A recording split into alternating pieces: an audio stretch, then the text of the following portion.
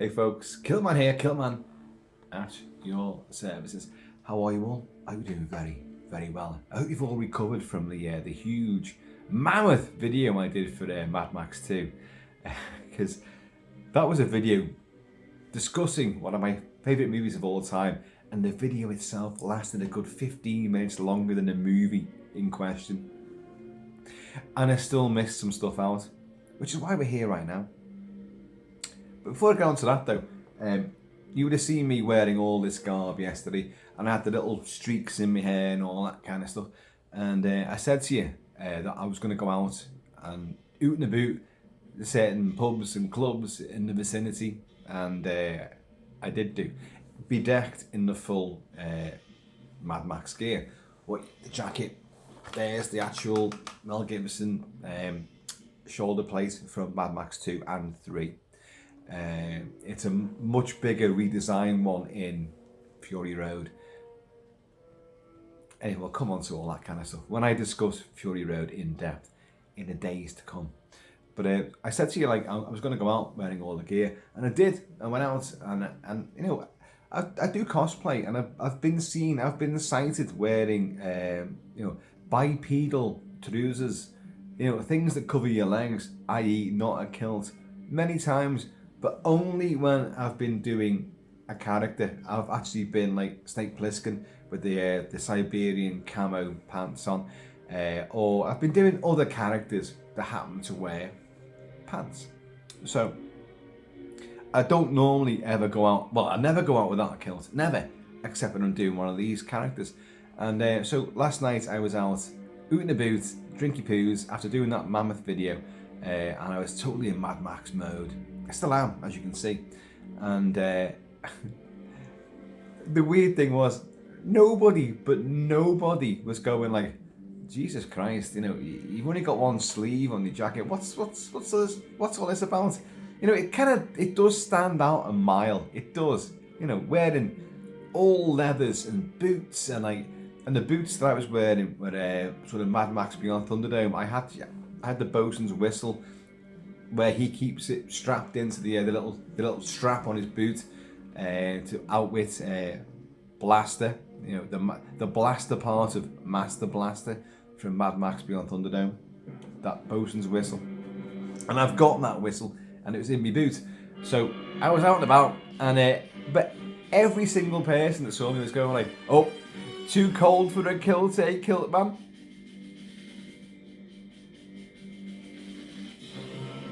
No, it's not. It's not too cold for a kilt. No. Have you seen the gear I'm wearing? All this, you know, the boots, the leather trousers, you know, the leg brace, you know, the bandages, the blood, this and the shoulder pad and the hair, and what? And they're going like, oh yeah. Oh, it's got a bit nippy, has it? A bit too cold to wear a kilt now. A bit too, you know, terribly cold around the Trossachs. I couldn't believe it. Everywhere I went, no one made any comment on the fact that I was wearing the Mad Max jacket. I was wearing the whole, you know, Wasteland regalia. It was just, where's the Kilt-Man? God almighty. You know, anyway, it is what it is. And today, I am wearing a kilt today. Yes, there it is. The hunting McLeod I'm wearing. And kilts go well with biker jackets, big leather jackets. Kilts go really well with it. I've lost count of them. I've got 86 kilts. 86, might be 88 now. Do you know what? I've lost count of them. But leather jackets wise, I've got dozens and dozens and dozens. I've got vintage. I've got new. I've got replicas. I've got genuine. From the movies. I've got literally, I don't know. I've never done a count of the leather jackets, but there's a hell of a lot. Let's put it that way. And I love them. The smell, the squeak, the movement, the feel of leather. It is great. So anyway, I discussed Mad Max 2 at length yesterday, and I did say in that video that there's bits, even though I've gone on, you know, ad infinitum, there's bits I've missed out, and And the thing about the video is, as you know what I'm like, I'll go like, I'm going to talk about, I'll come back to that later. But I forget, hours down the line, I've forgotten entirely about I was going to come back to that point. Because I just go off on tangents and just, hey, you know, anything can happen. And I meant to talk about the dog. The dog. Called Dog. Mad Max's dog in Mad Max 2. He lost the dog in Mad Max, the first movie. The family dog is eviscerated and hung up from a tree. And his new dog, after losing his family, and we're now in the post-nuclear wasteland of Mad Max 2. And we don't even know what's happened to Max in the intervening years, but he has encountered a dog. And that dog is fabulous. It is an amazing... Now, I, like many other people, fall into the trap of saying like, oh, this dog's a great actor. Oh my God, look at this. And I always do cite the Malamute wolf dog hybrid from The Thing called Jed. And Jed is a canine actor. He's now deceased, who was in many movies, White Fang and other movies, but The Thing especially. The way he walked down, I've said this so many times, the way he walks down the corridor when he's gone into the American camp now. He's escaped from the Norwegians. They're not Swedish, Mac, Norwegian. And he's got into the camp and like he's been wandering around the camp all day. And he goes, because he's the Thing. He's not a dog. He's a thing. The Norwegians even say it. If you could understand Norwegian at the start of the movie when they're pursuing this dog into the American camp, and you've got one guy's blown up the helicopter and himself, and the other guy's going like, it's Norwegian. If you can like subtitle it, or if you know Norwegian, he's saying, that dog, it's not a dog, it's a thing. It's a thing. Kind of giving the entire game away, like, but it's lovely because they know that anyway. But that dog obviously survives, and they shoot this renegade, weird, gun-toting Norwegian. They take him down, and that dog survives, and obviously wreaks havoc on the American camp. But that dog, Jed, who plays, actually there was 3 dogs playing that role, but Jed's the main one. You see him in most of the major scenes of the dog. And I have a husky who looks exactly the same as Jed. The same mask, the same black and white face. They call it a mask. The pattern on the face, they call it a mask. And she's a dead ringer for him. A Jed ringer, you could say. And but the way that Jed walks down, and you never see him talking about, if you know the movie The Thing, of course you do. He walks down the corridor. Am I going to go in that door? No, I'm going to go in that door down there. And he pads slowly down the corridor and looks in, and we see a human shadow on the wall. He turns around as Jed goes in there. Also, when McCready, Kurt Russell, and Dr. Copper arrive back, the helicopter comes down, Jed's just watching. He's just watching. And when Jed goes into the kennel, and he just sits there, ultra calm, while all the other dogs are beginning to get a bit restless around him. That's still a real dog. That's still Jed doing that. It's wonderful. And then you get in Mad Max 2, the same sort of time. 81, Mad Max 2 came out, filmed in 1980, and 82 was The Thing. And both films featured dogs that had such incredible personality, whether good or bad. And it's good within Mad Max 2, very bad and sinister in The Thing, although you don't know it at the time.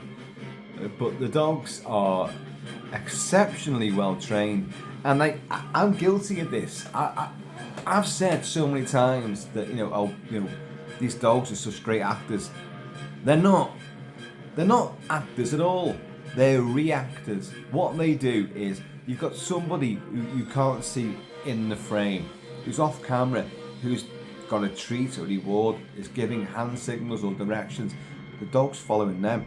And with editing and good filming and good direction, you can make that dog look like it's, my God, it's got lines, it's led, it's like, it knows, it's marked, it's stopped there, it's looking now, it's doing this, it's got that look on its face, it knows. It doesn't. Now, I've had dogs all my life. I love dogs. I've had German Shepherds all my life. And Roxy, who you've seen, the Jed Ringer, is a pure Siberian Husky. And she's the first Husky we've ever had. And the fucking last we're ever going to have. No, she's wonderful. She's truly, truly wonderful animal. And they are very intelligent, incredible creatures with their own personalities. They know what they want, and they do communicate with you. They do talk, they chatter to you, and they do tell you what they want. But do they take stage instruction? Can you give them a script and they're going to do this, that, and the other?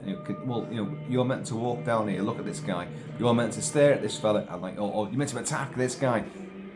The dog doesn't fucking read it. It's not fucking remotely asked. You have to have a team of people and basically one person in charge who is the person that dog responds to. So when you see a dog in movies which is doing, you go, wow, that dog's that's amazing. No, the dog is great, but it's the person you can't see who's even better, because they're bringing out the performance that the director requires for that particular scene in that movie. And that is, it's a huge talent. So let's talk about Dog in Mad Max 2. Now, that's his name, Dog. He doesn't have a name, it's just Dog. And he is Mad Max's dog. He is a blue heeler, an Aussie blue. He's a cattle droving prairie dog. He's basically a canine shepherd. That's what he does.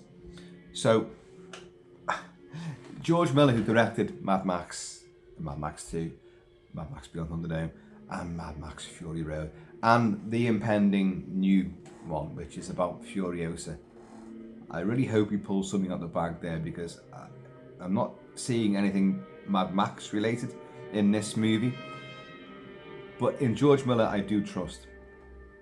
4 great movies. So they auditioned, and the legend is it's 100 dogs, and it probably is. They probably just sat through and looked at 100 dogs. Oh my Christ, can any of these do anything at all? And they went to a dog pound in this particular place. I can't remember the name of the place now. Yahuba or something like that. Yeah, Yaluba, somewhere in the outback. One of these Aborigine sort of names. And there was a dog there, which was this particular dog, and a blue heeler, who are small, squat. Here's a very good sort of rendition of one. You see him there? That's the action figure version of Dog. He's got a bit more grey and stuff, and a bit more speckle on him in reality. But anyway, that's the kind of and the scale's pretty good to Max.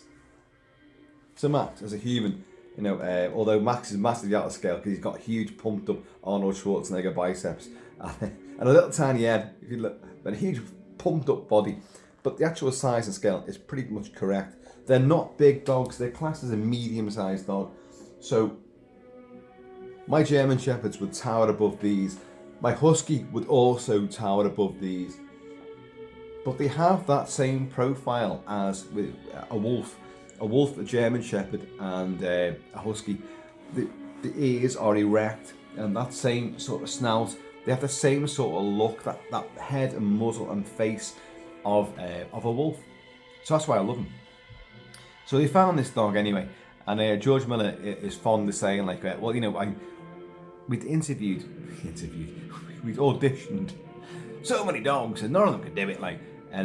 But this dog, I threw a stone, and the dog, when I retrieved it and put it back to me, and I thought, oh wow, this is the dog, this is the one. It's got personality, it's loyal, it knows what I want. That dog did it for everybody. Doesn't matter who threw that fucking stone, the dog could go and get it and bring it back. But George, when I thought, oh, it works. Now, it's also very interesting to note that in the original script for Mad Max 2, the dog was meant to be 3-legged, and Max was going to call it Trike, as in a tricycle. Trike, it was called Trike, and it'd be a 3-legged mutt. And they did try to find a 3-legged dog that could do it, but none of them could do it. So oh, scrap that, we'll go for a proper dog then, which is the best thing anyway. So, sorry, no discrimination against three-legged dogs, they're wonderful as well. But this thing, so they got it. And like the Australian RSPCA said, look, we've got to, because this dog was actually scheduled to be, it was in a pound, it was scheduled to be destroyed very soon. So what a lifesaver this was, they got this dog, and he said, well, it's got to be, it's got to be desexed, it's got to have a vasectomy and all that, like it's got to be done. And like, and George Miller was actually arguing the case for the dog, saying like, look, well, in the post-apocalyptic world I'm filming it, no one would be doing this kind of procedure. No, laws are laws. If it's coming out the pound, you're going to use it.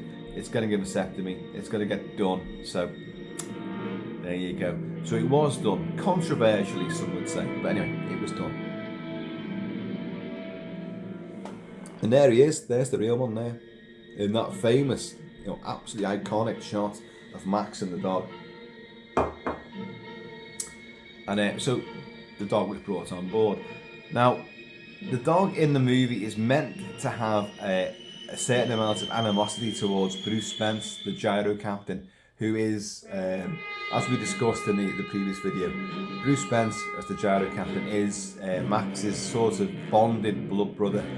They're a reluctant, team. They help each other, they save each other, but and they don't start off as friends, but they end up as soulmates, really.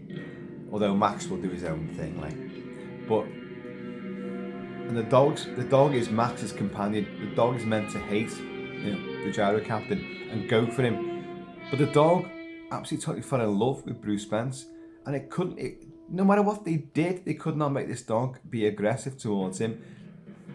Even its fantastic trainer was like, it's not going for him. So in the movie, you only see when the dog is meant to be going for Bruce Spence, and you do see it in a couple of scenes. It's all clever editing and trickery, and also the dog is playing with Bruce Spence, and then they add on barking and growling on the soundtrack to make it like, it's going for him, and it's playing with him. It's like, it's loving him. That dog as well had a massive aversion to the sound of engines. Engines, you say, Kilt-Man? Engines?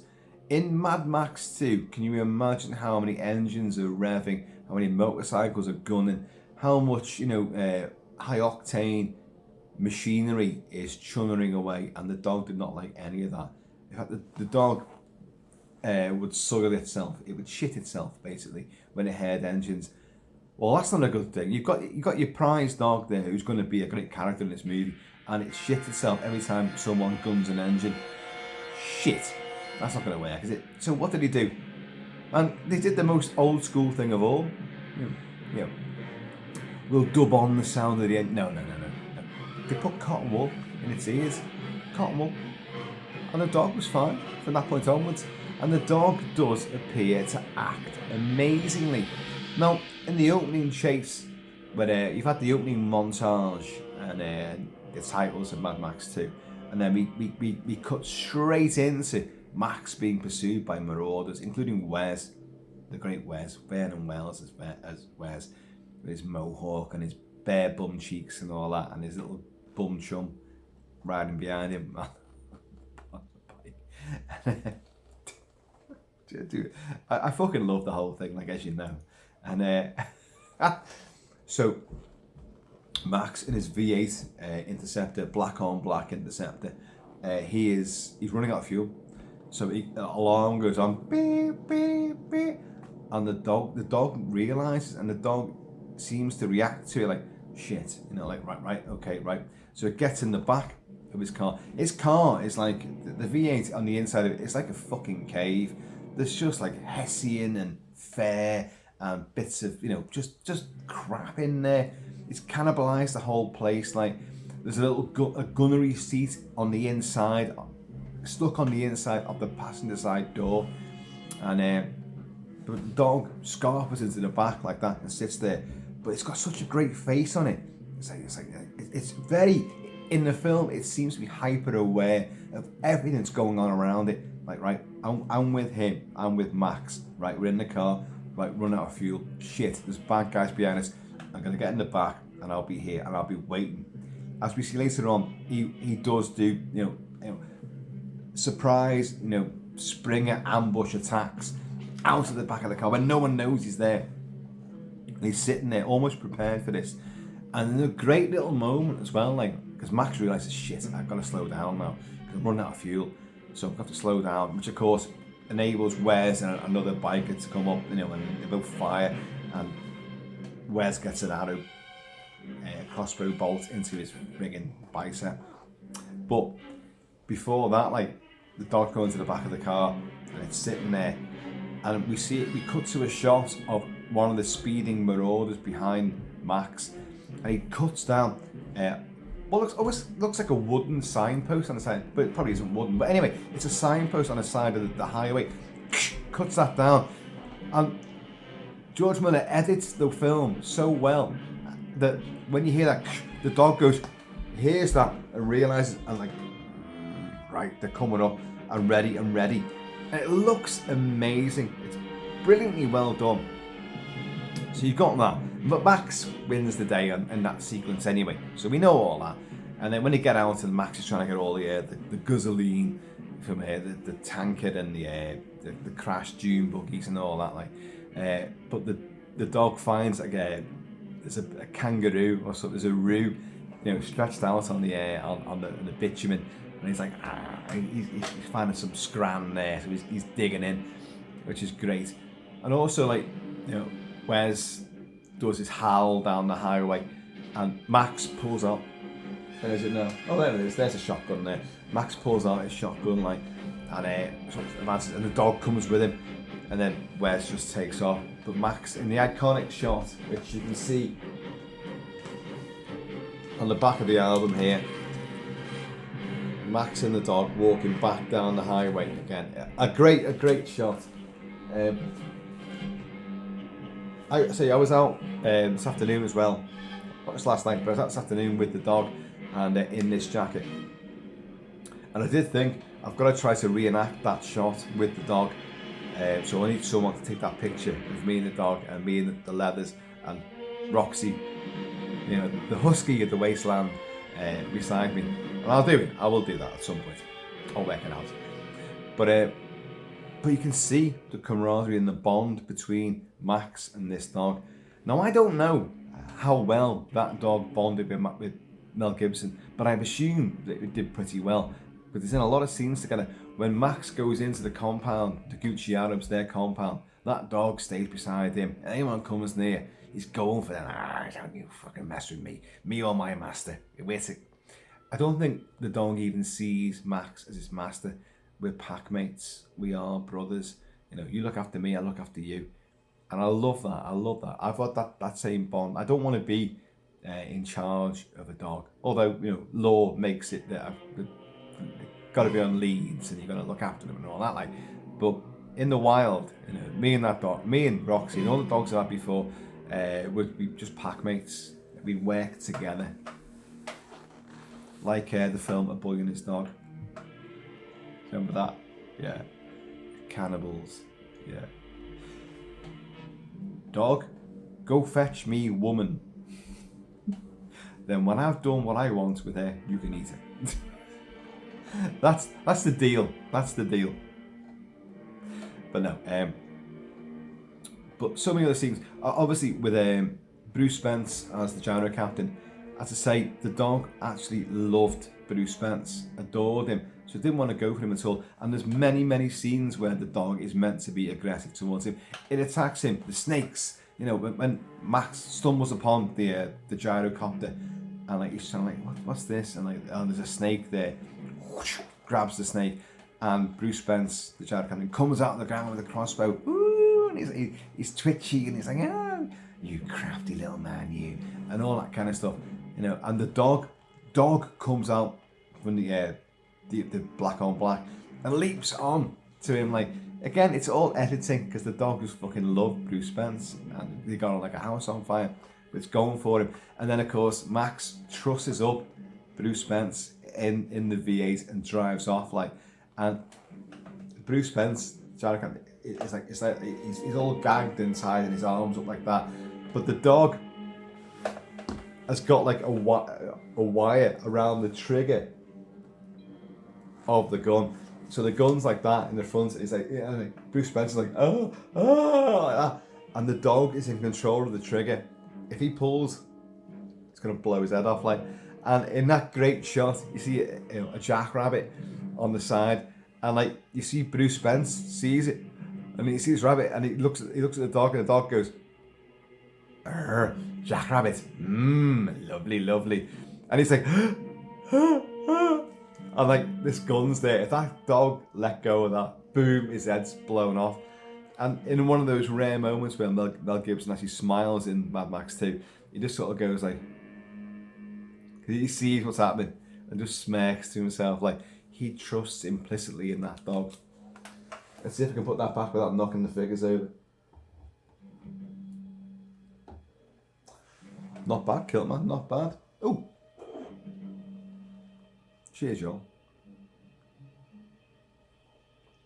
It's just tea. I've had enough whiskey over the last 24 hours to last me for, till Armageddon and beyond. And then when they're eating the tins of Dinky Die, the dog food, Max is eating all that, but then he gives the can to the dog, and each time Bruce Spence tries to go near, he's like, giving it loads, but of course he's not doing that to Bruce Spence. He's doing that to the trainer who's behind the camera, but the editing makes it look like he's going for the gyro captain, which is not the case at all. And then the poor bloody dog gets killed. But before that, the bit I was going to get onto, and this is one of the major bits. And again, this is where you think that the dog is acting fantastically. And in the film when you watch it, it looks precisely like this dog has got lines and it knows what it's meant to do. It knows, and it's being directed superbly, and it just is fantastic with personality and charisma and pure acting, ability. When really it's just on the set, and someone is just going like, look, I've got food here. Look here. Dog looks up, and they move it up and down. The dog goes like that.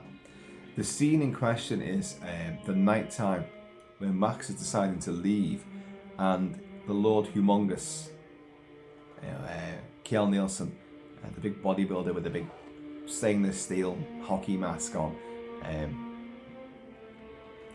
has got all the prisoners that he caught from the compound, the good guys, and they're setting fire to them, they're crucifying them on the hill. There's rainfall, and they're all scorching earth with the motorcycles and all that, giving it loads. They're taunting our good guys, and over a big amplifier, the Lord Humongous is going like, I found them, I swear none of you will leave this place alive. No one here gets out alive, and all this kind of stuff, like all this rhetoric is going off. And but Max is just sitting there, on the V8, just listening to all this. Everyone else in the camp is like, oh my God, look what they've done. They've got all our friends being tortured and killed and executed barbarically. But the dog is like that. It's just like looking, and you swear to God, it's listening to every word that Humongous is saying, and it's going like, all right, yeah. And the look on its face, you watch that film, and I swear down that you think that dog is hearing and listening to every word Humongous says, and it's like, all right, yeah, okay, shit, Max, you're hearing this. What are we gonna do? We're gonna fucking take this bastard down, and you can see that in the dog's face, but it's not doing that. It's just sitting there or standing there, sort of like that, and there's someone off camera. The trainer is just going like, "You look this way now, look that way now, look that way now," and they're doing the tricks of the trade to make that dog's expression and its serious look, because it really does look like it's massively into the moment. It's fabulous stuff. So again, when people go like, "Oh, this dog's a great actor," it's not. It's a great reactor. It's reacting to someone doing stuff off camera to make it look like it's listening and it's involved in the actual scene itself and it's aware of what's happening around. It is not the case at all. But even saying that, Jed in the thing and this dog. Do you know what? I do not know the name of this dog. He's called Dog in the movie. Just Dog. That's it. Don't know his name. Now, George Miller went to a dog pound and found this dog, and you know, because it put the stone back. You know, oh, this is the one. But it did it for everybody as well. Like, but this dog, I don't know its name. Its real life name, and it was going to be put down. They were going to destroy it. It had been in the pound for so long, like no one else had claimed it. It was days over. That's it now, and which is so. And after the movie, it got a great life as well. Being a cattle drover, it went to the first. Yeah, Dale and what's her name? Dale and Max Aspin, who were the stunt. Max Aspin was the stunt coordinator for Mad Max 2, and great name, Max as well. Like so. It's a bit of a shoe in there, and his wife Dale, she was a stunt woman on the movie. Actually, she played lots of the men who were like being held around all the the wreckage and all the carnage and all that.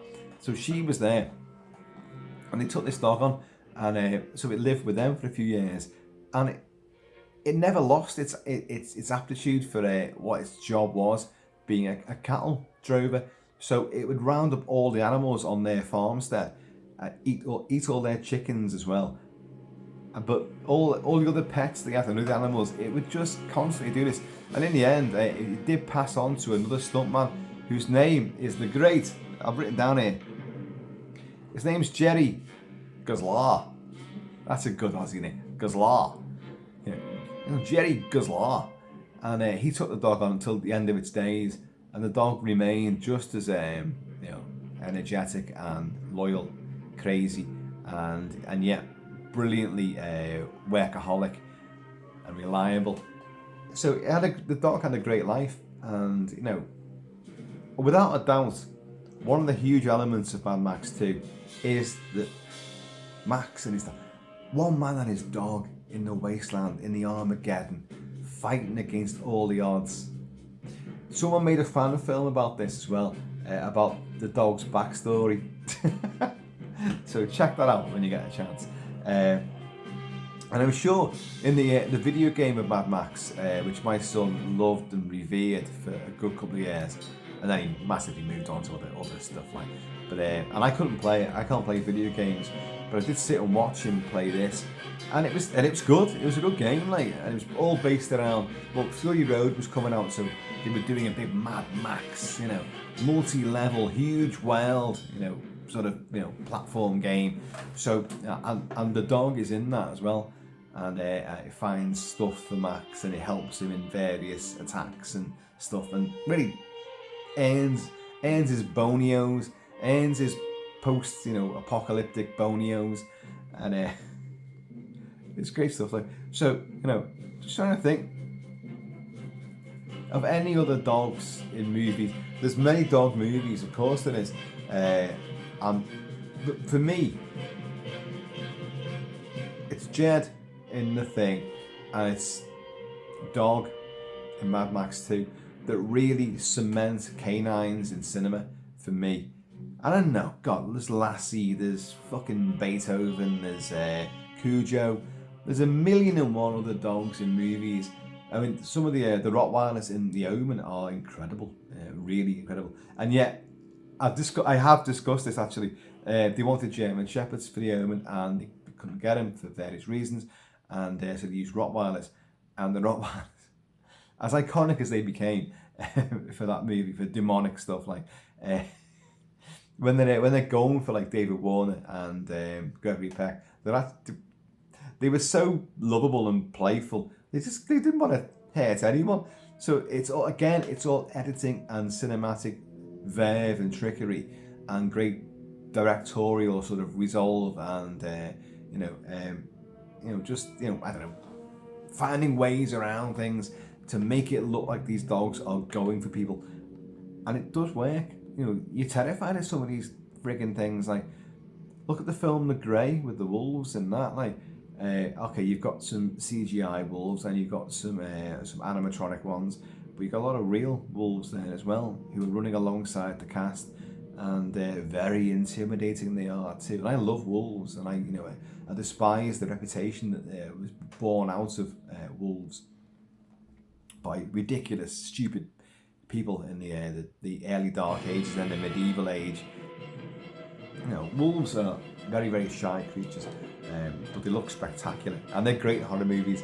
And if you want to be a monster, what's the best monster to be? It's a werewolf. Of course it is. Sexy, hairy, bestial, fucking raging, and hungry, eats, and fucking mates, and it's fucking wonderful. Kicks the tits off being a vampire. Fucking vampires. Me ass. Werewolves. Pointy ears, big snouts, hairy. It's great to be hairy. Trust me, I know a thing or two about that. So, anyway. It is now tea time, and looks like I'm going to be snacking down on a bit Dinky Die. Or believe in the video game, Mad Max, dog is actually called, he's got a name, and it's Dinky Die. There you go. A reference to Mad Max too. So anyway, please, if someone knows the name of that dog, the real Aussie Blue Heeler, what was his name? Or was he just called Dog? You know, because of the movie? Did he have a name to begin with? I presume he would have done, but I don't know. I genuinely don't know. So please, if someone can tell me that would be great. If Jerry, Goslar, can tell me, that'd be wonderful. So anyway, folks, there's a little addendum to the big Mad Max stuff, but I did discuss a lot in that, and I knew I missed out things. Even the Leviathan length of that video, I knew I was missing out bits I wanted to talk about, because I do this all the time. I go on to like a road. I'm going to talk about this, and this, but then I distract myself and go off on different tangents all the time, and it's a miracle if I can ever work my way back to my original, sort of trajectory, and I know I didn't do it yesterday. And there's other bits as well, like the original ending of the movie. But you know what? I'm going to leave that for another video. Oh yeah. Another excuse to play the music from Brian May and to sport the jacket. I'm going to wear this every day for the next month or two. I know I am. I'm loving it. Loving it. And you've got the squeakage of leather as well, which you just gotta love that. And it does go with the kilt, as I say. So, anyway. Ooh. So, if you know the name of that dog, please let me know. And don't make shit up. Just, if you know it, tell me. But a wonderful performer, even though he's not actually performing, he's just reacting to what a trainer is making him do. And isn't that brilliant at the same time? It just shows you the art of a director and a filmmaker, an editor, to put an animal in. Never worked with children or animals, but to put an animal into a film like that and make it like so iconic in the history of mythological, hero characters, and like, oh, a man and his dog. I see it a lot in movies as well. The dog's always there. The fucking dog always dies. That's what pisses me off. The dog always dies. Why should it die? Why? Let the fucking guy die and the dog fucking wins the day. I want to see that movie. I know. Anyway, dog lives now only in my memories. Folks, keep it Celtic, and I'm going to see you all on a dog trail near you.